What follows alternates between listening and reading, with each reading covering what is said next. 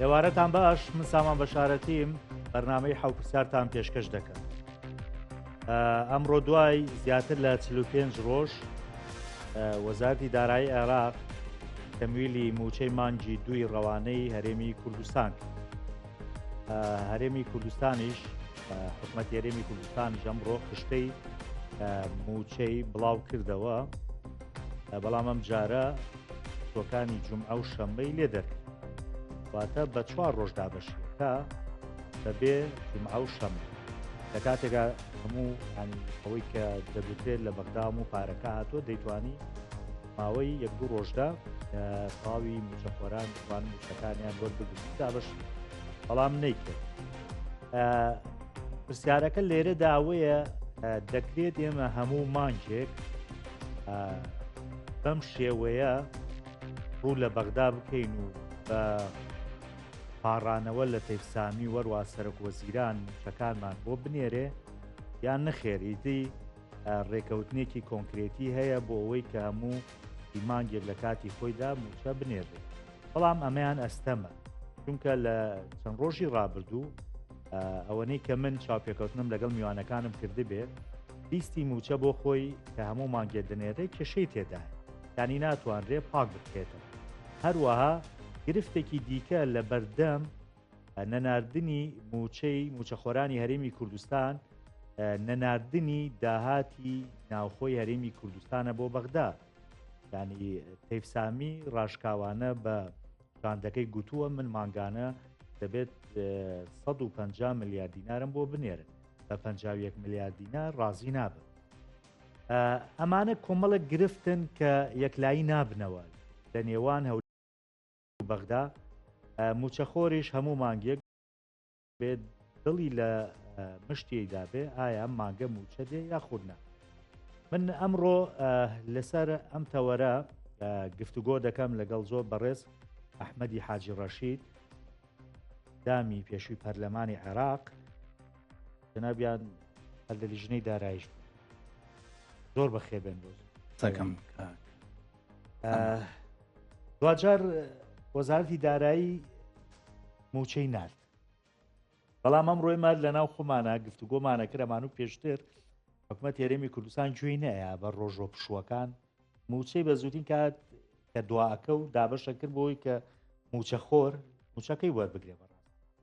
یانی ساخەڵە گوای لە هاتوو گوێی لێ نییە جومعەیە شەمەیە داوام نییە چە موچەی وەرەگرێ، بەڵام حکومەت ئەم دوو ڕۆژەی لێ دەرکردەوەی کە هێشتا سەری مانگ نەهاتە بێ لای ئەو. خوێندنەوەی جەنابەت چییە بۆ ئەم دۆخە؟ ئایا ئێمە ئیدی بۆ مانگەکانی کە ئەم دۆخە ئاساییە بێتەوە یاخود نا؟ یعنی ئەم ڕۆژ لە کۆبوونی ئەنجومەنی وەزیرانە سەرۆکی ئەنجومەنی وەزیران وەزارەتی دارایی ڕاستپاردووە کاڵێ بە زووتین کار لیست بنێرن بۆ ئەوەی کە پێش جەژن موچەی مانگی تێ دابەشکەین. ئەمە ڕوئەدا؟ بەناوی خۆی بەخشندەی میهرەبان، سواز بۆ تۆ کاک سامان، سواسی بینەران و لەخوا داواکارم کە تاعاتی هەموو لایەک قوڵ بێ، تەندروستی هەموو لایەک باش بێ و ڕەمەزان بە ئاسوودەیە بگیرێ و هەردوو حکوومەتیش دڵیان نەرم بێ چه حکوومەتی فیدراڵی زوو موچە بنێرێ و حکوومەتی هەرێمیش زوو موچە تەوزیەکە. کاک سامان، گرنگی تەوتین لەوایە، گرنگی تەوتین لەوایە کە موافقەت ئەکا وەزارەتی دارایی، هەرچەندە ئێستا وەزارەتی دارایی موافقەتی نەکردووە، سەرۆکی ئەنجومەنی وەزیران بە سەلاحەتی خۆی نردوێتی، ئەوەش تازە نییە لە سەردەمی کازمیەوە ئەو بابەتە بەو شێوەیە ئەڕوا لە سەردەمی عادل عەبدولمەهدیوە. هەموو جارێ وەزیرەکە لەبەرەوەی مەسلەکی و پێویستی بە قانونێکەیە تەغتیەی ئەو بابەتەی بۆ بکە بێتە غیتاءێک بۆ سەرفکردنی پارەکە. دیارە مەسلەی داهاتە ناوخۆیەکان، داهاتی نەوت، لیستی موچە، لیستی پاکراو، ئەمانە هەمووی گرفتن لە بەردەم وەزیری دارایی، چونکە وەزیری دارایی کە پارە سەرفکە سەلاحیەتێتی سەرفیکە، بەڵام بەپێی ئەو ڕێکارانەی کە هەیە کە ئەو ڕێکارانە گونجاو نین یا با بڵێن تەواو نین، وەزیری دارایی ناتوانێت مجازەفە بکە بە خۆیەوە، چونکە خاوەنی پۆستێکی سیاسیە، هیچ هێزێکی سیاسی لە پشتینە، ینی خاوەنی هێزی سیاسی نییە تەیفسامی و پێشتریش عەلی عەبدولعەمیر عەلاوی هەر خاوەنی هێزی سیاسی نەبوو، وەکو کەسایەتی بوو بە وەزیر، بۆیە هەمیشە سەرۆک وەزیرەکان بڕیاری کۆتایی ئەوانەیدەن. بۆیە گرنگی تەوتین لەوایە کە پێویستی بە جومعە و شەممە و شەو ڕۆژوانە نییە هەرکە ئۆکەی کرا بە سیدی ئەگەچێت سەر حسابی بانکە و ڕاستە خۆ فەرمانبەر دەتوانێت موچەکەی سەحب بکە بەڵام بەداخەوە هەرێم لەوە شعرقەلە دروستەکە بەوەی کەەوە هەژماری ئەویان فەرز کرد بەسەر فەرمانبەرانە یەکێتیش قاڵەقاڵێکی کرد لە ناو هەڵبژاردنەکانە دوجار تەسلیم بوو پێم وایە جۆرێک لە بەشکردنی عمولەکەی کراوە لە بینی پارتی و یەکێتیا بۆی هەردووکیان ڕازی بوون لەسەرەوەی کە هەژماری بین ئێستاش تەیب سامی سوورە لەسەرەوەی کەەوە قەراری محکەمەی اتحادی جێبەجێکا و داوای کۆدی فەرمانبەرانەکە بۆ ئەوەی دیسان تەوتین بکەوە لەو بانکانە بەرحاڵ بە حکمی ئەوەی ئەم گرفتانە ماون چارەسەر نەکراون ئەوەی جەناب تەفەرمی هیچ ئیتفاقێکی کۆنکرێتی نەکراوە هەرێمی کوردستان ئێستەی نییە یعنی لە 2005 یەکەم موازنە دانراوە هەرێمی کوردستان لە مەسلەی داهاتی ناوخوا بە شێوەیەکی ڕێکپێک تەسلیمی ناکە لە 2009 بەدواوە نەنەوت تەسلیمەکان نەداهاتەکەی تا ئەو قەزیانە ژێگلانە بنەوە نەوت داهاتە ناوخۆیەکان لیستی موچە بە پاکی لیستی خانەنشین گەڕانەوەی ئەو پارانە هەموو ئەمانە عرقلەن لە بەردەم هاتنی موچە هەرێمی کوردستان بە بڕوای من نایەوێ ئەمانە چارەسەر بکە بۆچی ینی با قسەکەی ئێمە بۆ بینەرانیش ئێمە ڕژبین نین بەڵام ئەمە واقعە بەڕاست بەڵێ ینی خۆ ئەمە وەکو دەرزی بەنج وایە هەمومانکی ئەمە تقریبا قسەیەکی سیاسیە ڕژبین نین بەڵام واقعەکەەوە بەڵام لە ڕاستیە خۆی ئەمە وەڵام من ئەوە نەڕژبینم ئەوە نەڕژبینم بەرامبەر بەم حکوومەتی هەرێمە ئەوە نەڕژبینم بە حیاتم بیرم یا بە فیکرمانایەم حکوومەتی هەرێمە ئیشێکی چاکە بکە ئیتر تۆ ئەڵێ ئەمە واقع بینەوەی ئەوە من ڕژبینم بەرامبەر بەردڵی بینە ئێستا بۆ نمونە ینی بە بۆچوونی جەنابەت قەت بووە ینی تۆ ئەمڕۆ موچەکەت وەرگری ئەمەی کە باسەکرێ سەری مانگیش موچەی مانگی سێ وەرگری ینی ئیجراعاتی ئەوێ کاک سامان سەری مانگ چەندێکی ماوە حکوومەتی عراقەتوانێ ینی ئەمان لیستی موچە بە پاکی بنێرن و ئیلتیزامات بکەن بەوانەی کەیە مەسەلەن ساڵێک کە تەفاوز دەکەن لەسەر $16 کە کولفەی دەرهێنانی نەوت بێ دوای ئەوەی خراە موازنە و کێشەیەکی لەسەر دروست بوو دیسان بە پشگیری و بە زەختی دەرەوە توانیان ئەو $16 سابتکەن لە ناو موازنە ینی ئایا کۆمپانیەکان کە ئەپکۆر نوێنەرایەتیانەکە ئاگای لەم تەفاوزە و لەم دانوستانە نەبووە ماوەی ساڵێکە لەسەر $16 کێشە و گرفت و بگرەوە بۆیە کاتێک کە ئەیانەوێن نەینێرن ئەپکۆر ڕاست بێرن لە ڕێگەی بڵێ کۆمپانیەکان و بیانویەکەگرن دوایی تورکیا لەبەرەوەی ملیار و نیوێک غەرامەی دادگای ICC لایە ئەویش دیسان گرفتێک دروستەکە ئەڵە تاوەکو لێخۆشبوون نەکرێ بۆ ملیار و نیوە چونکە ئەو بە شێوەیەک لە شێوەکان بە زوڵ نێزانێ بۆیە ئەمە گرفتی نەوت قاڵی دووەمی نەوت ئەمانیانوێ هەر بەتەنکەر بفرۆشێت چونکە بەتەنکەر ناتوانێت مراقەبە بکرێت لە ئێستا شافشارێکی زۆر لەسەر سوودانیە کە ئەبێن نەهێڵێت نەوت بەتەنکەر بفرۆشرێت ئەوەی ئەمریکاشی هۆشداری لەبەرەوەی ئەمریکا نایەوێت لە کێ دەواکە خۆ لە هەرێم دەوا ناکات چونکە ڕسمیەتی هەرێم لای ئەمریکا نییە ڕسمیەتی بەغا لای ئەمریکایە دەواکە و فشارەکە لە سوودانی کە بێ ڕێگری بکەیت لە هەناردەی نەوت بە ڕێگەی تەنکرد سوودانیش ئەبێ لەم برادرانە بپارێتەوە کاکە وەرن با نەوتەکە بنێرین ئەمانیش بەرژەوەندیان لەوایە بە تەنکرد بینێن چونکە نەداهاتی دیارە نەبڕی دیارە نەنرخی دیارە نەدوایی کە ئەگەڕێتەوە چۆن سەرفەکری دیارە بۆیە ئەمان هەوڵی ئەوە دەن تا ئاخر لەحزە تا ئاخر لیتر هەر بە تەنکرد بینێرن بۆ ئەوەی ئەو داهاتە بڕاتە حسابی ئەو دوو خانەوادە سیاسیە لەناو ئەو دوو خانەوادە سیاسیە دوو کەمینەی خێزانەکان ئیسفادە بکەنی خاڵی دووەم لەسەرخوالی بووە مەڕۆسە خاڵی دووەم ئەڵێ ئەو داهاتە ئێمە خەرجی ئەەکەین بۆ پێداویستی وەزارەتەکان و پرۆژە و خۆ ئێمە یەک دینارمان لە بەڵا چوارچێوەیەکە لە چ چوارچەوەیەکە لەو چوارچەوەی کە خۆیانی چوارچەوەیەک هەیە لە دنیا کە بێتە غیتای قانونی پێوتێ موازنە 13 ساڵ لە هەرێمی کوردستان موازنە نییە سەرۆکی ئەنجومەنی وەزیران بە کەیف خۆی پارە سەرفەکە بۆیە هەمووی مخالفەیەکە ئیکە ئەمجارەکانێ بۆ داهات تەسلیم ناکات تاوەکو بودجەی تەواوی بۆ بێ لە حکوومەتی اتحادیوە کە سەرفیەکان لەسەر چه ئەساسێ سەرفیەکە بە کەیفی خۆی و بە مەزازی سەرۆکی ئەنجومەنی وەزیران و جێگرەکەی سەرفەکرێ یان خود بە ئیتفاقی ئەو دوو هێزە سیاسیە داهاتەکانی سێمانی بۆ یەکێتی و داهاتەکانی هەولێر و دۆکیش بۆ پارتی دموکراتی کوردستان ئەگەر شتێکیان سەرف کرد بۆ ناوخۆ بۆی پینەی دزیەکەی لێهین بکەن بۆیە خاڵی دووەمیان داهاتە ناوخۆیەکان ئەمان خۆیان راپۆرتیان نووسیوە حساباتی میزانی مراجعیان نردووە لە یەکێک لە ئیتفاقەکانە مانگانە 325 تا 350 ملیار داهاتیان هەبووە بە واژووری وەزیری دارەوە هەڵەمان کردێمە دانەیەکی تریان نردووە هی دوو مانگ 900 شتێک ملیارە کەواتە مانگانە 450 ملیاریان هەبووە باشە با بێن داوا لە دیوانی ڕقابەی مالی بکەن بڵێن دیوانی ڕقابەی مالی وەرە خۆت تەدقیقی ئەوە بکە بۆ ئەوەی حکوومەتی ئیتحادی قەناعەت بکات کە داهاتەکانەوە هیچ کەس نەگەوانەی کە سیاسی نەگەوانەی کە محاسبین نەگەوانەی کە لەو دوو هێزە سیاسیان هیچ کەس قەناعەت ناکا کە هەرێمی کوردستان تەنیا 100 ملیار داهاتی هەبێ داهاتی هەندێک لە بەڕێوەبەرایەتیەکان ڕۆژانە نزیکەی ملیۆنێک دۆلارە هەندێک بەڕێوەبەرایەتی ملیۆنێک دۆلار ئەکاتە ملیار و نیوێک ئەنجا بزانە چەند بەڕێوەبەرایەتی هەیە لە سێمانی چەند بەڕێوەبەرایەتی هەیە ئەنجا ئەو گومرگەی کە دێت ئەو نەوتەی کە ئەفرۆشێ بۆیە عێراق داوای نیوەی ئەو داهاتەکە کە بە حساب 300 ملیار یا 325 ملیار ئەمانیش تەنها 51 ملیاریان نردووە بە ئەتیبارەوەی داهاتەکانی هەرێمی کوردستان 102 ملیارە لە کاتێکا لە قانونی ئیداری مالی مادەی 29 زۆر بەوازی هێڵە بێ هەموو داهاتەکان تەسلیم بکەن قەراری محکەمەی ئیتحادی کاک سامان با بڕۆن بەرپرسانی هەرێم کە دوو قازیان کوردن سەیریکەن بزانن ناڵێ جەمیع الئیرادات ئەڵێ بێ هەموو داهاتەکان تەسلیم بکەی قەرارەکەی محکەمەی ئیتحادی بۆیە طیب هەمیشە ئەم بیانوەی بەدەستوێ ئەزمەیەکی سیاسیە کاتی انتخاباتە بەڕەهایی پارە ڕادەستی هەرێم ناکەن و هەرێم خۆی بۆ خۆی بەشی خۆی بۆ خۆی ئەوەی ئەوانی ژەخوا بۆیە ئەم گرفتە بەردەوامە بێت تا ئەو کاتەی ئەم دوو هێزە سیاسیە ڕادەستی داهاتەکان و نەود ڕادەسەکەن یعنی ئێستا ئەمەی کە ئەکرێ بۆ نمونە دوای زیاتر لە 45 ڕۆژ موچەیەک هاتووە ئەکرێ بەم شێوەیە بەردەوام بێ خۆ خەڵک چاوەڕێ ئەوە کات تا کۆتایی ساڵ دیسان دوو موچەیە فەوتێ یعنی خەڵکی هەرێمی کوردستان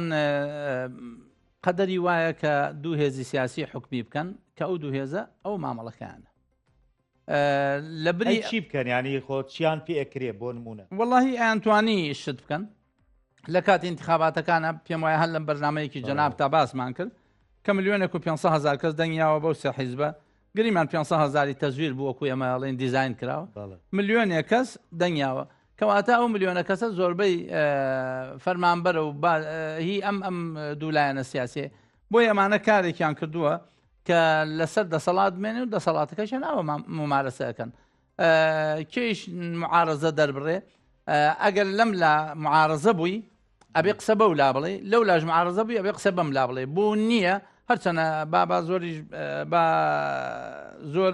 تونی نەکەن لێرە یەک نەقد نەفەسێک هەیە یەک نەقد نەفەسێک هەیە ئەتوانی ڕخنە بگری من لەسەر کەناڵەکانی خۆیان ڕخنە لە دەسەڵاتی یەکێتی یەکرم لە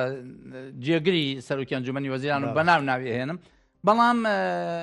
ئەوە واقعەکەیە کاک سامان کە پەرلەمان نییە تاوەکو ڕقابە بکە حکوومەت نییە حکوومەتی کاربەڕێکەرە ئیتر ئەمان بە کەیفی خۆیان دەسەڵاتێک و توانای ئەویان هەیە لەگەڵ هەموو دنیا پارە تەخشان و پەخشان بکەن بەڵام حقوقی فەرمانبەر و میلەتەکە نادەن و ئەو واقعەکەی باشە کاک ئەحمەدیانی تۆ خەڵک ئەڵێ بۆ نمونە تەیفسامی بیانوو ئەێنێتەوە یا بیانوو ئەگرێ بۆیە نایوێ موچە بە ئەخۆ ئەمەش ڕێکەوتنە ڕادستکردنی داهات و هاتا تەنانەت لەم ناو ئەم لیستەیە بە سەدان هەزار کەسی تیا بۆ نمونە کاتی دامەزراندنی دیار نەبووە بەد لە چ ڕۆژەکە دامەزراوە دایکی نەبووە ناوی دایکی نەبووە لە ناو لیستەکەیە بۆ وەکو حەزەتی مەسیح لەدایک بوو ینی خۆ ئەمانە بەڕاستی گرفتن تۆ بیانوو ئەی بەدەسەوە بۆی ئەو بڵێ ئەمە کێشەیە لە ناو لیستەکە ئەمە بوو بە پاکی و دروستی ناگا بەدەستی لەبەرەوەی هەرێم لە ئەساس و ئەوێ ئەم بابەتە بەم ئاڵۆزێ بمێنێت چونکە قازانجی لە چیە خۆ فەرمانبەر هەڕوو ڕۆکاتە و قازانجی لەوایە داهاتی ناوخۆی ماگانە 300 ملیاری دەسەکەوێ تەخشان و پەخشانێکە و ئەی بەخشێتەوە بە کادر و بە خەڵکی حیزبی و بە ئەوەی کە ئەیەوێ بۆیە نایەوێ ئەم مەسئلەیە بڕواتە سەر سکەی خۆی یعنی جاری یەکەم نییە کاکسامان ئەو ئێستا نییە ئێستا چەنە 2025 کێشەی موچە لەکەیەوە هەیە لە 2014ەوە ئەوە چەند ساڵە 11 ساڵی ڕەبەقە ئەم کێشەیە هەیە هەرێمی کوردستان ئەگەر بیوسیا چارەسەر یەکریانە بە دڵنیاییەوە چارە کەواتە هەرێمی کوردستان بە کورد و کرمانجی نایەوە چارەسەری کێشەی موچەی فەرمانبەران بکە ئاخر حەزی لێ لای خۆی بێ خۆی دابەشی بە تاکید حەزەکان لای خۆی بێ خۆی دابەشی بکە لە کاتی انتخاباتە خۆی تهدیدیان بکە بەوەی کەوا ئەگەر نەچی بۆ دەنگدان و دەنگ نەی بە پارتی یەکێتی ئەوە موچەکە دەبڕێ بینیمان لە انتخاباتی پێشووە کە چۆن لە بەرامبەر بنکەکانە بنکیان دانابوو ئەبواە بچوە ئەو شخصە پەنجەمۆرێکی بکرداکەوە هاتۆ دەنگیشاو بە هێزی ناوبرا و ئیمجارەکانێ لێ قوبوڵیان نەکردی بۆیە ئەمە لای خۆیان خاڵی دوو تایناتە لای خۆیان بێ کیان ویست تاینیکەن لە ئەو دوو هێزە سیاسیە کیان ویست فەسلیکەن کیان ویست نەقلیکەن بۆیە نایانەوێ فەرمانبەر ئازادی خۆی وەرگێن نایانەوێ فەرمانبەر فەرمانبەری حکوومەت بێ فەرمانبەری ئەم نیشتیمانە بێ ئەیانەوێ فەرمانبەر وەکو ئەندامی خۆیان مامەڵی لەگەڵا بکەن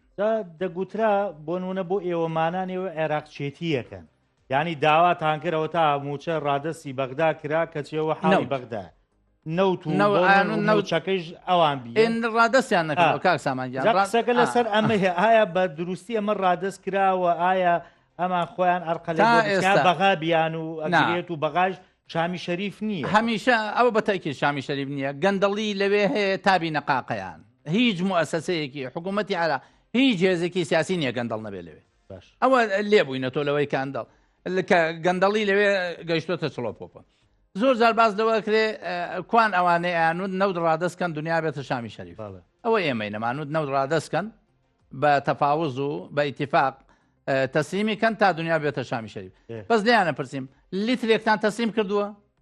نەخێر ئێستاشی لەگەڵا بێ بە تەنکەرەی فرۆشن دەیسا لەو چە دەمیوان کەیتوانە لەندێ ئێمە خۆت ئامادە بووین و ڕادەستی کەین ئەوان نایەنە پێشەوە بۆی نەوتەکە هەناردە بکرێ یعنی بەغدا لەسات جددی نییە لەم بابەت بۆچی جددی نییە لەناو موازنە 16 دلاری داناوە لە کاتێکا کولفەی دەرێنان لای خۆی لە 6 دلار زیاتری تێناچێت لە هەندێک شوێن 90 سنتی تێچێ هەموو کاراسانیەکی کردووە ئیتفاقی لەناو بووجە چی ئیتفاقێک هەیە لە بینی هەرێم و کوردستان غیری بووجە تەصدیق کراوە لەناو بووجا کۆمەڵی ئیلتیزامات دانراوە بۆ هەرێمی کوردستان بە هیچیان و پابند نابێت لەبەرەوەی ناپابندی نائیلتیزامی هەرێمی کوردستانە کەوای کردووە کەم و چەندەیە باشە خۆ ئێستا کۆمپانیەکان داوای گرنگیەکەن کە لە کاتی خۆیان ئەو پاریان پێ بدرێ کۆمپانیا ئەمجا ئەڵێ ملیارێ دۆلار بۆ نمونەمە زەرماکۆ قەرەبوویەوەمان بۆ بکرێتەوە عقدیان لەگەڵ چیا کردووە لەگە حکوومەتی هەرێمە بڕۆن لە حکوومەتی هەرێمی داواکەن ئەخ دەیتە خۆ ئەمەش جۆرێکە نا بەهانەیە کاک سامان بەهانەیە حکوومەتی هەرێم پیان نەڵێ ئەگینا ئەمانە عقدیان لەگەڵ حکوومەتی هەرێما کردووە فەرمە حکوومەتی هەرێم بۆیان قەرە بکاتەوە حکوومەتی هەرێمی شەڵە کاکە من خۆ نەوتم نەفرۆشتووە هەناردەم ئەوە چییە بە ساڵی 2024 بە پێی راپۆرتێکی درەو 111 ملیۆن و 600 هزار بەرمیل نەوت لە هەرێمی کوردستانە هەناردەکراوە فرۆشراوە ئەو پارەی چی لێ هاتووە ئەخرەمە لەسەر چی داتایە بۆ هەموو بیرەکان هەموو یەک بیرەکانیان ئەحسا کردووە بە وەسایقی ڕسمی دیلۆی دووەریان گرتووە خۆ لە خۆیان وەریان نەگرتووە 111 ملیۆن و 600 هزار بەرمیل فرۆشراوە بە تەنکەر لە ڕێگەی یەک شەو ڕێگەیان لە تەنکەرەکان گرت خۆپشاندەران چیان بەسەر هات بۆیە کاک سامان تۆ خەڵکی شارە زوری و بەس بڕۆ شەو بزانە چ تەنکەرێک لێوەڕوە اینجا قیاسکە بەو حدودا حتا حاجۆمەران باشە خۆ حکوومەتی عێراق کە ئەمە ئەبینێ بۆ ڕێەیە زوو ڕێکەوتنەکە کەمەوە داهاتشێت تۆ ناخزێنێ عێراق و بۆی کە تۆ زوو ڕێکەوتنەکەی کردووە 6 دلارەکەی بۆ کردوون بە 16 بەڵام ئەوان گرفتی تریان دروست کردووە یەکەم گرفتەکە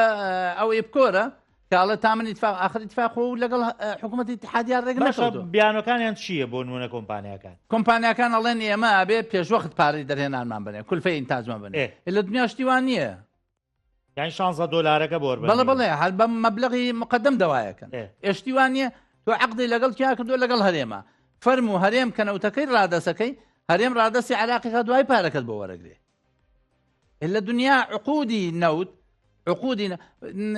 هەرێم پێشتروا وەریانەگر هەمیشە ئێسەش هەرێم قەرزاری ئەوانە ئەی بۆ قەرزانە دەوا ناکەنەوە هەرێ عقودی نەوت کاک سامان دوو جۆرە عقودی عاجلە ینی دەست بەجێ پارەکەی وەرەگرێ عقودی عاجل کە لە سەدا هەشتا نەوت فرۆشتن بە عاجلە ینی دوای پارەکەی وەرەگیرێ ئەم کۆمپانیانە ئێستاشی لەگەڵا بێ هەرێم قەرزاریانە بە حیاتی نەیتوانیەوە پارەیان باتێ دەست بەجێ ئەبێ نەوتەکە بفرۆشتێ تا ئەڕاتە ئەو شوێنە پارەکە بخرێتەوە بانک تا تەحویل دەکرێتەوە ئیم جارەکانێ لە کۆتایی مانگا خۆسەری راپۆرتەکانی دیلۆیت کە لە کۆتایی مانگا تەسفی حسابەکرێت ئەگەر کرابێ بۆ ئێستا بۆ عێراق ئەبێ دەست بەجێ و یا مقدمە بتاندنێ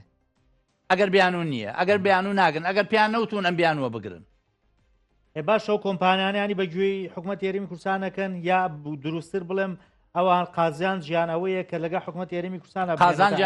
قازان جیانەوەی لەگەڵ حکوومەتی هەرێمی کوردستان نابن چونکە ئەو ئەرباح و قازانجەی کە ئەوان دەستیانەکەوێت لە هەناردەی نەوت و لە دەرهێنانی نەوت بە حیاتی لەگەڵ عێراقا دەستیان ناکەوێت چونکە کولفەی بەرمیل دەرهێنانی بەرمیلێک 16 دلار لە عێراق لە 90 سنتەوە دەست پێکات تا 6 دلار کاکسەمە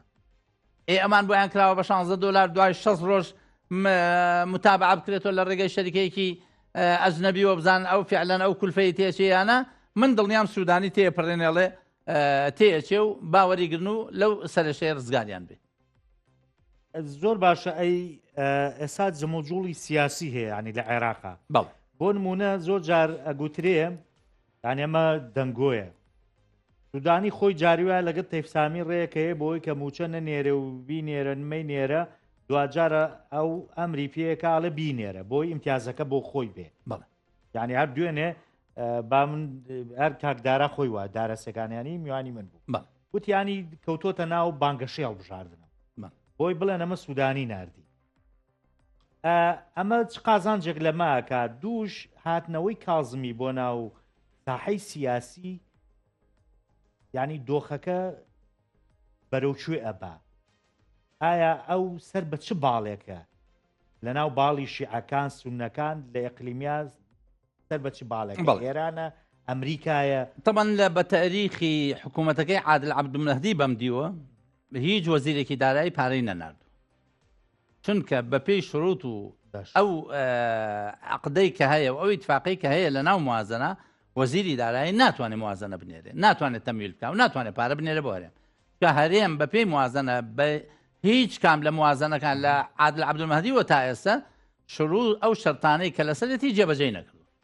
هەمیشە سەرۆکی ئەنجومەنی وەزیرانەکان سەرۆکی ئەنجومەنی وەزیرانەکان کەوتۆت سەرەوەی فشاری دەرەکی لێکرێ هەندێک جار بۆ خۆشیرینکردنە لای بەرژەوەندی سیاسیە هەندێک جار زەختی شەقامە مەسەن کە فەرمانبەران مامۆستایان ئەوانە ئەڕۆیشتن سوودانی لەم حاڵەتە ئەگینا لە سەردەمی عەبادیوە عەبادی لە مانگی 4 2018 یەکەم موچەی سەرف کرد کە 170 ملیار بوو مانگانەی نار بۆ هەرێمی کوردستان 370 ملیار بوو لەو کاتەوە هەمیشە سەرۆکی ئەنجومەنی وەزیران بە سەلاحیەتی خاصی خۆی ئەینێرێ ئەوەی کە ڕووەدا تەمان عێراق وڵاتێکە لەبەرەوەی زۆنی نییە زۆنی سەوز و زۆنی زەردی نیە زۆنی سەدری و زۆنی سنی و زۆنی شیعی و زۆنی ئەوانەی نییە ڕاستە سونەکان لە منطقەیەکان بەڵام کاندیدی شیعی تیا دەرچووە کاندیدی سونە لە منطقە نشینەکان دەرچووە کاندیدی کورد لە بەغرار دەرچووە بۆیە لەبەرەوەی زۆن نییە کەوتۆتە سەر منافەسەی سیاسی طبعا بە درێژایی 2005 تا ئێستا حکوومەت بەشکراوە پەرلەمان بە شێوەیەک لە شێوەکان سەر بە هێزە شیعیەکان بووە حکوومەت بە شێوەیەک لە شێوەکان ڕەزامەندی ئەمریکای لەسەر بۆ کە دابندێ حکوومەت و سەرۆکی ئەنجومەنی وەزیران لەگەڵ سەرۆکۆمار لە دەورەی پێشوە تێک چوو لە دەورەی پێشوە سەرۆکۆمار کە نەیانهێشت دکتۆر بەرهەم دەرچێ باڵانسەکە گۆڕا لە سەردەمی عادل عەبدولمەهدیشا قەرار وان نەبوو عادل عەبدولمەهدی بێتە ڕئیسی وزەرا عادل عەبدولمەهدییان کردە ڕئیسی وزەرا اینجا ئیتر ئەمریکا بەرژەوەندەکانی کەوتە خەتەرەوە بۆیە خۆپشاندانەکانی تشین دروست بوو عادل عەبدولمەهدی ناچار کرا لە ژێر فشارە ئیسیقالەی کرد دوای ئەوە ئەو کاندیدانەی کە هەبوون هەر سێ کاندیدەکە کاندید بوون و با بڵێن ڕەزامەندی ئەمریکای لەسەر بوو یەکەمیان محەممەد تۆفیق عەلاوی بوو محەممەد تۆفیق عەلاوی دەستی کرد بە بانگەشە و بینین و ئەوانە نیسابی قانونیان بۆ تەواو نەکرد دووهەم کەس عەدنان زولفی بوو نیان هێشت هەر دەست بکات بە بانگەشەوانە سێهەمیان ئەوەی من معلوماتم هەبوو یەکێک لە قادەی ئیتاری تەنسیقی وتوی ئێمە دوو مرەشەحمان ڕەفز کردووە مرەشەحی سێم ڕەفزکەین تووشی گرفتی گەورەیە بین لەگەڵ ئەمریکا بۆیە بە ناچاری کازمیان قبول کرد لە ئێستادا محەممەد شیع سوودانی کاندیدی ئیتارە کە بووەتە ڕئیسی مەجلیسی وزەرا ئێستا سەردەمی ترامپە ترامپ یەک موئەسسەسەی تایبەتی داناوە بۆ دراسەکردنی عێراق و عقوباتی بۆیە ئەگەر ڕئیسی وزەرای ئەم جارە لەسەر ڕەزامەندی ئەمریکا نەبێ نایە لە عێراق مستەقر بێ لانی کەم عقوباتی مؤسسات کۆمەڵی مؤسسات لەوانە وەزارەتی کارەبا لەوانە وەزارەتی دارایی لەوانە سۆمۆ لەوانە بانکی مرکزی هەموو ئەمانە مرەشەحن بۆ ئەوەی عقوبایان بدرێ پێم وایە لە بەرنامەیەکی باش ینی سودانی گۆڕال نەبوو لای یاوە نا سودانی تا ئێستا مەرغوب نییە لای ئەمریکەکان حتا لە میشن نیان بینی وەفدی ئەمریکی وەزارەتی خارجی نیان بینیوە کەواتە ڕازی نین لێ چونکە نەیتوانیوە ئەوەی خواستی ئەمریکەکانە دۆلار بگاتە دەست ئێرانەکان و نەوت بگاتە دەستی ئێرانەکان سودانی لەما شکستێناو ئەوەتانە لە هەرێمی کوردستان و نەوت دەگا و دۆلاریش بە شێوەیەک لە شێوەکان گەشتووە بۆیە ئێستا منافەسە هەیە لە بینی سودانی کازمی عەدنان زولفی تەمەن کازمی هەمووانەی ناسن سودانیش هەمووان ناسن ماوە تۆ سەر عەدنان زولفی عەدنان زولفی پێشتریش کاندید بوو بە سەرۆکی ئەنجومەنی وەزیران ئەمە لە برادرانی ڕەفحەیە سێ خولە لە ئەندامی پەرلەمانە پێشتر محافزی نەجەف بووە کەسێکە لەگەڵ ئیتارا با بڵێن منافەسە و ڕکابەتێکی زۆر توندی هەیە کەسێکی مەدەنیە ماڵی لە ئەمریکایە کات خۆی لە ڕەفحەوە کە چووەتە ئەمریکا ئیترە لێوێ بۆ دوای کاتۆ کاندید بووە بووەتە محافظ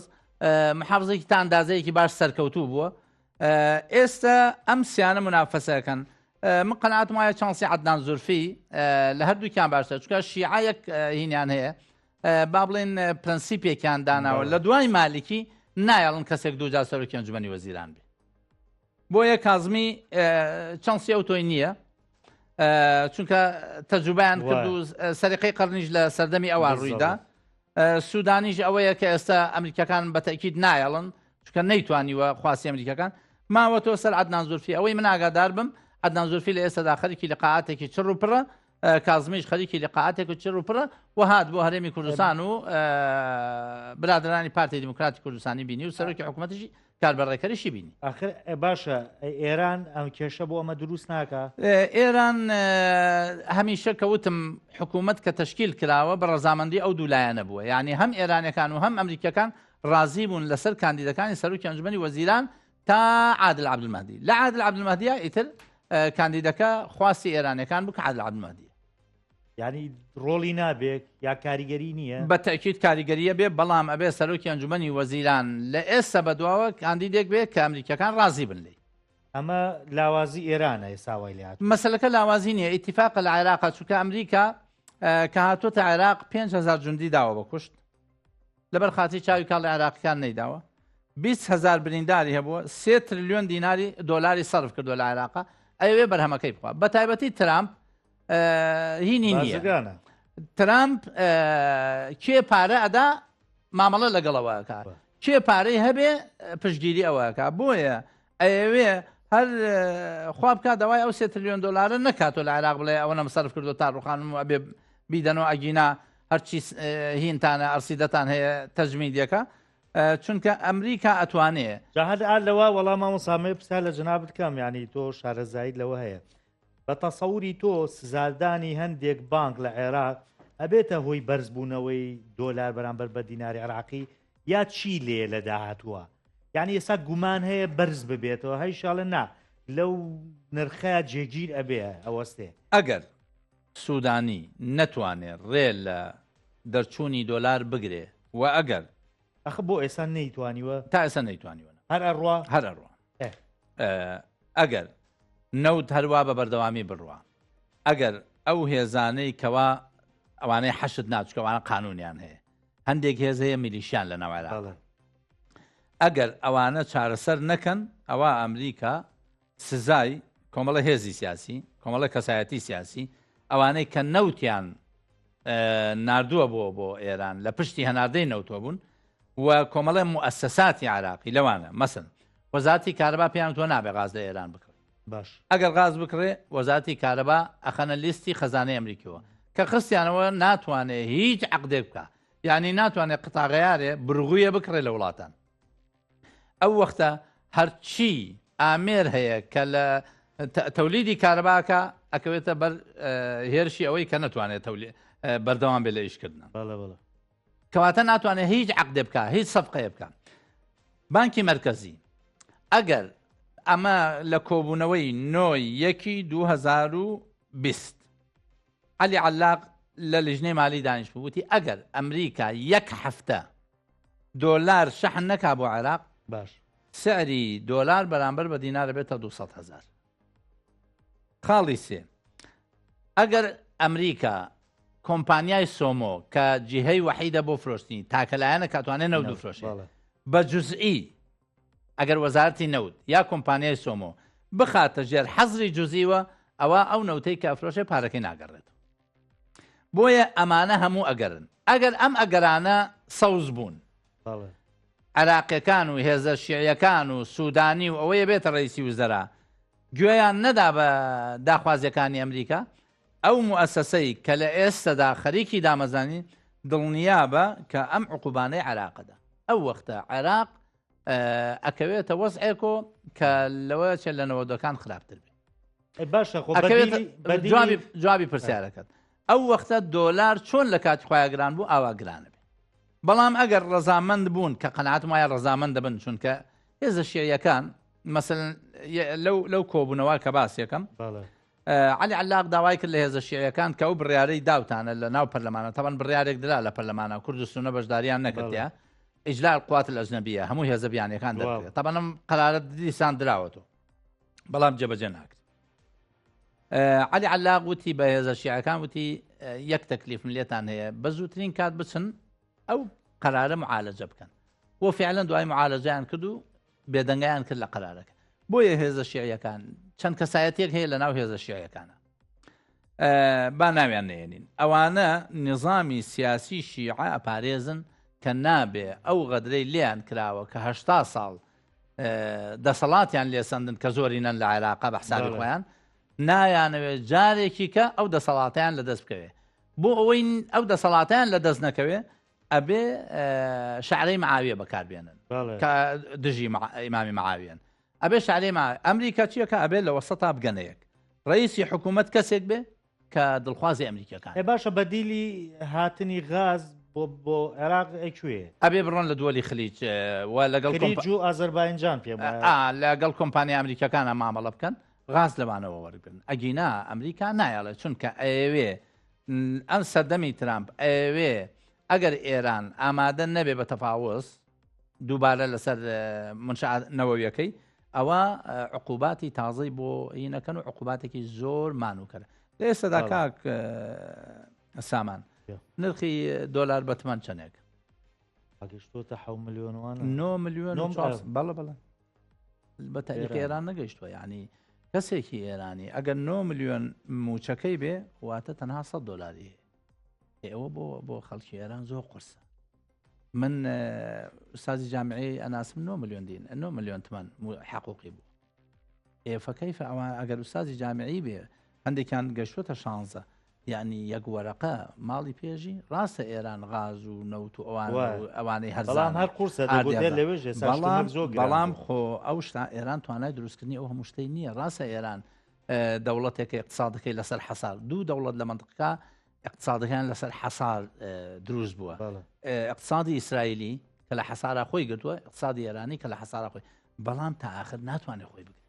بۆیە قەناعەتم وایە ئێرانەکان تەوسیەکەن بۆ هێزە شیعیەکان کە لەگەڵ ئەمریکا ڕێ بکەون لەسەر ئەو ڕئیس وزەرایی کە دێت زۆر باشە ئەتێنمە بۆ ناو مۆزوعی موچاوە بەڵ وتمان با تۆزاوە دۆخی سیاسەکە بزانین بە کوێیەکە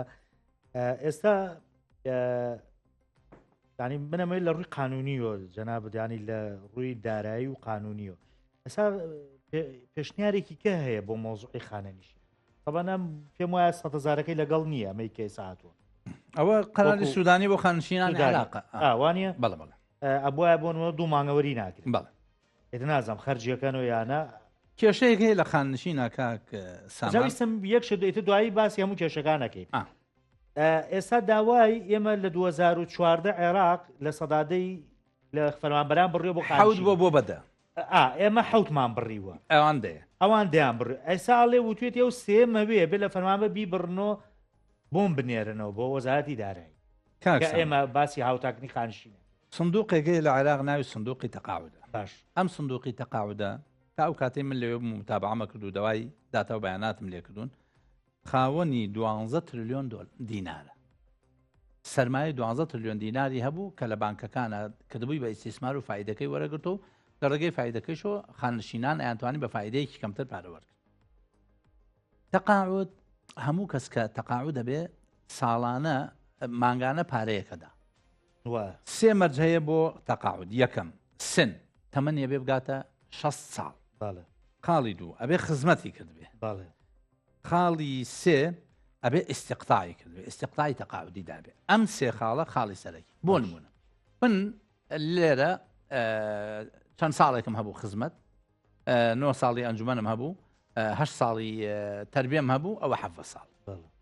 کە چوون بۆ بەغدا وتومە ئەوە نەم هەیە وتوانە باشە بڕۆ بیهێنە بردوومە وتیان ئەی ئیستیقطاعی تەقاعودیت نەداوە ئێوەتە من نیاومە بە هەرێم وتیان هەرێم ئەسڵەن سندوقی نییە نەک دیناریتیانە و سندوقیشی نییە تۆ ئەبێ ئیستیقطاعی تەقاعودی لێرە 47 ملیۆن دیناریان لەسەر کردومەتە ماڵ بۆیە تەقاعود فازی نەبیش ئەوەی هەروت منیش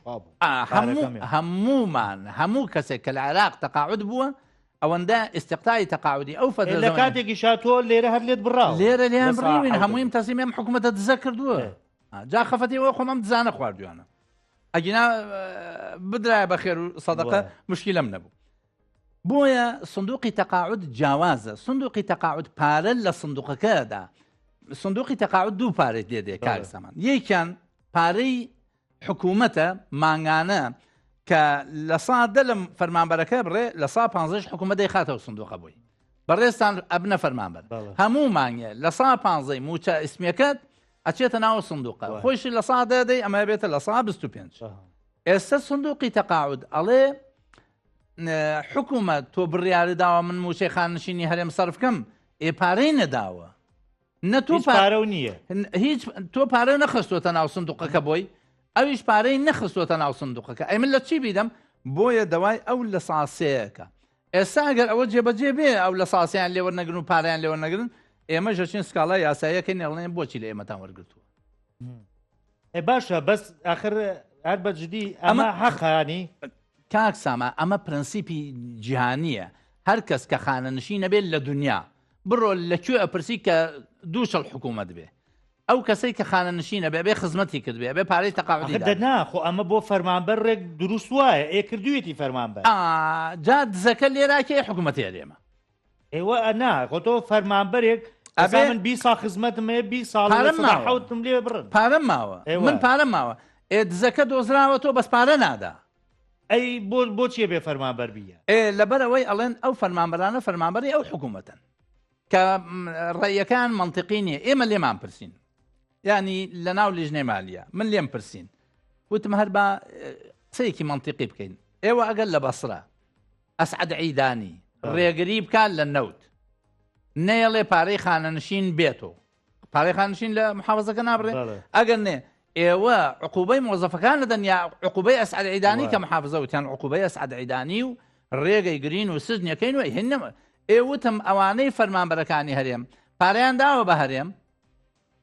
حکوومەتیش پارەکەی خواردوون ئێستا ئەوە عەرقەلەکەی فەرمانبەر وتیان ڕاستە و قسەیە لە ڕووی منطق وایە بەڵام ئێمە کاتێک تەعاملەکەین تەعامل لەگەڵ ئەوەکەین کە پارەکە نەدراوە بێ حکوومەتی هەرێم چۆن پایەکە پایای بکە من و تۆش چاگەزانین کە حکوومەتی هەرێم هەموو شتێکی لێ ئەوەشێتەوە پارەدان نەبێت ئەی باشە لێرە ینی خۆ ئەگەر بۆیە بێ بڕیارێکی بەڵێ. ئەمە حەلەکەیەتی بڕیارێکی سیاسی بدرێ لە ناو ئەنجومەنی وەزیرانە ئەنجومەنی وەزیران لە ناو موازنە بێت لە هەر وەزعەیەکا بێ ئەم پارەیە قەرەبوو بکاتەوە بۆ سندوقی تەقاعد بۆی سندوقی تەقاعد دەوای نەکە کاشتی واکرێ هەموو شتێکرێ یعنی هەرێمی کوردستان زۆر شتی کردووە و بە قوت چووە بووی ئەکرێ ئەمەشی بۆ کات سوودانی هەر کامیان بنە ڕێیسی وزەرا ڕەنگە ئەمە بێتە ئۆفەرێک بووی ئەها چکە ئەوە زۆر ینی تۆ لە فەرمانبەریاڵێ لە 600 دەست پێکا جارێت تا ملیۆن و نیویشکە ببیاتەوە بەڵم وانە ینی ئەو لە سەداسەیە گەر بگەڕێنێتەوە بۆ عێراق لە ساسێ ئەو حکوومەت لێی وەرنەگرتووە قانونی هەرێم منیش لە ڕووی قانونیەوە لە ڕووی قانونیەوە لە دیاری کردو ئەم قانونە پێش دەستور دەرچووە یان دوای دەستور شەرعیەتی قانونی هەیە یانە بە پێی مادەی 121 دەستور ئەو قانونانەی کە لە هەرێما دەرەچن شەرعیەتی قانونیان هەیە بۆیە حکوومەتی عێراق بۆی نییە لە فەرمانبەری داوا بکە بۆی هەیە لە حکوومەتی داوا بکە بڵێ تۆ قانونەکە و تۆ باجینەکەی لە ڕاستیە ئەو داوایە داوایەکی منطقی و داوایەکی قانونی نییە کە وەزارەتی دارایی و سندوقی تەقاعد دەیکەن ئەبێ داوا لە حکوومەتی هەرێم بکەن یاخود ئەو مەلەفە دابخەن بە یەکجاری و بڵێن لە ئێستا بەدووە پێشەوەی پارەکە بێت لە ڕێگە لێ ببڕن لە ساعدەکە بۆی لەم سەرێشەیە ڕزگارمان بێت ئەوەی سوودانی ئەدرێت بە تەسەوری تۆ ئەبێ هەمووی لە عێراقا سلەمی موچە یەک شتە ئەبێ بدرێ خۆ ئەوان وەرێگرین ێستا بەڵێ بەس هەرێم ماوە هەرێم ماوە چونکە ئەوە کات خۆی من حەیەکی سوودانی بوو بێزمونحەکە ساڵانە نوێکرێتەوە بەڵێ یعنی ئێمە نێوان نەکردوەوە عێراق نوێی کردوەوە بۆ عێراق لە موازنان نوێی کردوەوە سەلاحەتی سوودانیە توانێت نوێی کاتوە چکە لە ناو مادەی لە ناو قانونی 22 بە پێی غەلای مەعیشی مەزیسی وزەرا بۆی هەیە گۆڕانکاری لە موچا بکە زۆر باشە ئەمە بکەم بە داخی پرسیارم بۆ جەنابەت بە بۆچوونی جەنابەت ینی پێش جەژنی ڕەمەزان موچەی مانگی سێدێ واللهی ئەوە کەرەمی سوودانی ئەزانێ و ئیلتیزاماتی هەرێم ئەگەر هەرێم بیانەوێ زوو قایمە بنێرە بەغدا خۆی دابەشێکاوانە بەتاشید بەغا کاک سامان بەغداد لە ئێستەوە موچەی خانشینی 12 مانگە لە هەشتی مانگ و موچەی خانشین دەستی پێ کردووە هیمانی سێ فەرمانبەری ناکاتە 20 وەرێگرێ فەرمان بە تەوزیعکردنا مەسەن ئێمە هەندێک جار ئەکەوتە 28 مانگ لە پەرلەمان بەڵام لە 8 و 9 مانگەوە دەست پێکە هەتا 28 مانگ باش ئێمە خۆیان پرسیاری منطقی ینی ئێ بێ هەموو مانگێکم لیستە بنێرین یانی ناتوانێت لەسەر هەموو وەزارەت لیستی بۆ نمونە مانگی دوو نا چونکە هین گۆڕانکاری مەسەن لە مانگا مۆزەفە مرێیانە فەسڵ هەیە یانە بەتاکید لە بەرەوەی بێ هەموو مانگە قایمێت هەموو عێراق وایە هەموو دنیا وایە ینی هیچ لیستێک نابێتە نابێتە سابت ئەبێتە بناغە بە سابت نییە قابل بە گۆڕان کاریە فەرمانبەری تیان نامێنێ نقل هەیە فلان هەیە فیسار هەیە هەموو ئەوانە قابل بە گۆڕانکاری لە بەرەوەی هەبێ هەموو مانگێ لیستی موچە بنێرێ بۆ ئەو مؤسسەیە کە وەزارەتی دارایە لە هەرێم واکە هەموو مانگە لیستی موچە نانێرێ با بەتەکید قسەکە لەسەرەوەی جا خۆ ئەتوانرێت لە ناوم لیستا ئەوەی کە مردووە ئەوەی کە بۆ نمونە غیابێت چیە لێی ببڕێت و لیستەکە سابت بێ لیستەکە سابت نابێت لە بەرەوەی بەشێکیشی ئەوان وەکوم مادەیەکی سیاسی بەکاری هێنن عێراق وەکو مادەیەکی سیاسی بەکاری هێنێ بۆ ئەوەی بە خەڵک بڵێ ئەم حکوومەتەی کە ئێوە هەتانە حکوومەت نییە باشە بەجددی مامۆسامە تا کوێ هەر ئاوابی ینی تا ئەو کاتەی پارتی و یەکێتی و هێزە شەریکەکانیان ئیدارەی ئەم وڵاتە بن ئێمە هەروە هەر بەم جۆرە لەبەرەوەی ئەو دوانە ئەهلی حکوومەتداری نین ئەمانە ئەتوانن چەتەگەری بکەن ئەتوانن دزی و فزی بکەن ئەتوانن تاڵانی و قاچاقچێتی بکەن بەڵام حکوومەتداری و حکوومەتی خزمەت گوزاریان پێ ناکرێت اینجا خەڵکیش ڕازیەتی ئەمانە حکوومەتی بن ئەوە نەتیجەکەیت من بیرمێ موچێ مانگی 12 دابش نەکرابوتم دابش شەکرێ وت وڵی دابش ناگرێ و ئەگە قەرزیش بێ لای حکوومەتێرم حکوومەتێرم قەرز ناداتەوە بە دڵنیایی هەر ئەو کاتەوتم لە ینی تەواو ئەو کاتە لە من ڕۆژانە هاتوچۆکەم لە سەیتەرەکان لیان پرسی ماوەسا موچەی مانگی 12 وتم موچەی مانگی 12 کۆتایی واز لێ بێن باسی مەکەم ئێتر لێم مەپرسنەوە تا ئێستا لیان نەپرسیومەوە بەس ئەمە فێر بوو ینی وا بڕوا لەم ساڵ شاماش ڕوە ناخۆوەری گرت بوو حکوومەت هێرێم هەلە 441 ملیار ئێکوانێ وەڵام ئەویشی خواردو زۆ سپاس دەگەم شاید. ئەحمەدی حاجی ڕەشید پەرلەمانتاری پێشووی عێراق زۆ سپاس سپاس بۆ. ئامادە بووی زۆ سپاس بۆ ئێوەش کە تاوەکو ئێستا بینەری بەرنامەی خەڵکتان خەڵاتان ئەسپێرم